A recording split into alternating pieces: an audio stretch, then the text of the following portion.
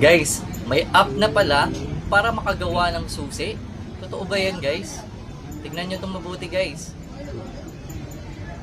So, may parang kinakalibrate niya kung mga pasukan ng susi, ano. Tapos, nung nakuha niya dun sa cellphone niya, pumunta na siya sa loob, papunta dun sa make machine. At may kita nga natin na ipapatong niya lang yung cellphone niya dun sa machine. At may pinindot lang. Ayan na, naglo-loading na. At ginagawa na nga yung susi, guys. Aba, automatic na, guys.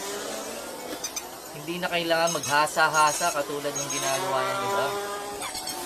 So, automatic na talaga ang paggawa ng mga susi ngayon. Ang galing! At mga ilang minuto nga lang, tinanggal na ni Kuya ang susi at itatry na natin yan. So, pumunta na si Kuya dun sa sasakyan. At tinry niya. Siyempre, sa una, hindi pa kakagat yan. Kailangan itry ng itry. Pero pumasok na kaagad. Galing, ha? At susubukan niya rin ng makina. Okay?